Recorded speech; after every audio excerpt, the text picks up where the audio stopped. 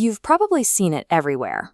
People online swear by neem oil like it's a bottled miracle, curing everything from stubborn acne to wiping out plant pests overnight. But if you scroll just a little further, the narrative flips. You start seeing horror stories about breakouts getting aggressively worse, severe skin irritation, and chemical burns. To figure out what's actually true, we have to ignore the marketing hype and analyze raw, unfiltered user experiences on forums like Reddit. Look at this sentiment chart. When reviewing neem oil, there's almost zero middle ground. We see a massive spike at 5 stars, a miracle cure, and an equally massive spike at 1 star, destroyed skin. This bimodal distribution suggests the outcome depends on a specific, repeated variable. The danger isn't necessarily the oil itself. The problem is a widespread misunderstanding of how a human body is supposed to interact with it. Pressed from the seeds of the neem tree, this oil has been a staple in traditional South Asian medicine for centuries. Its power comes from highly active compounds, primarily azadirachtin. This gives the thick, golden brown oil intense antibacterial, antifungal, and insect-repelling properties. Because of its origins, it gets labeled as 100% natural. That label creates a psychological trap, leading people to assume the product is inherently gentle. But natural does not mean safe.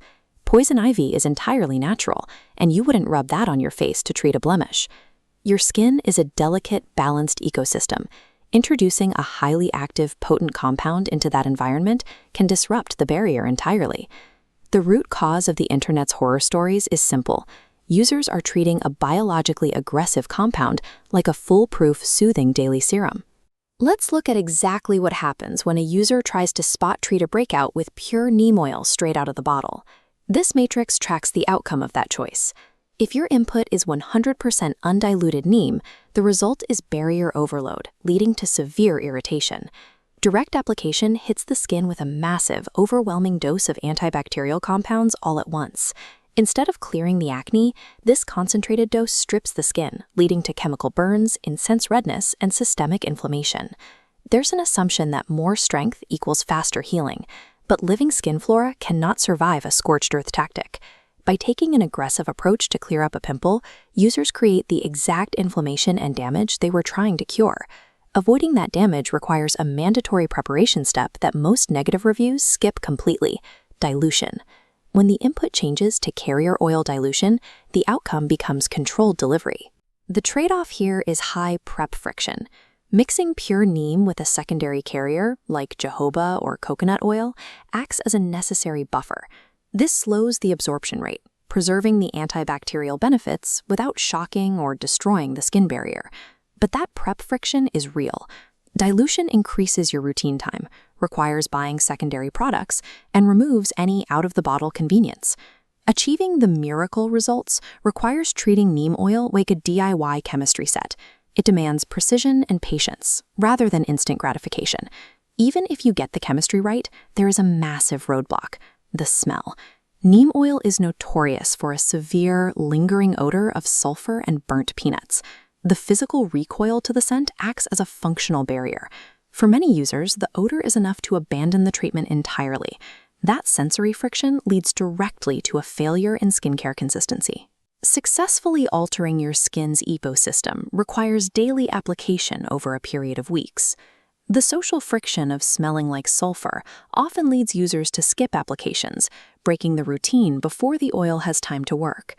A highly effective, low-cost ingredient is functionally useless if the sensory discomfort prevents you from putting it on your face.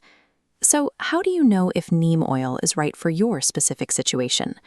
This decision tree, the Neem Viability Map, establishes the primary exclusionary criteria based on your starting ecosystem. If you have highly sensitive skin or an already compromised barrier, stop immediately. Do not use neem. If you are dealing with stubborn fungal issues or mild acne, you may proceed to the next gate. You still have to pass the final 2 gates: being willing to dilute the oil properly and being able to tolerate the odor. Successful use of neem requires matching a specific biological ecosystem with a patient, methodical approach to application. Looking back at those polarized Reddit reviews, it turns out the internet isn't actually divided on whether neem works. Those reviews simply separate the patient, highly methodical users from the impatient ones who are just frantically chasing a sudden overnight miracle. Success depends on 3 non-negotiable rules: dilute properly, patch test on a small area, and start slowly. Natural remedies demand the exact same respect and scientific caution as clinical-grade chemical treatments. In the right hands, neem is a clinical-grade, low-cost solution.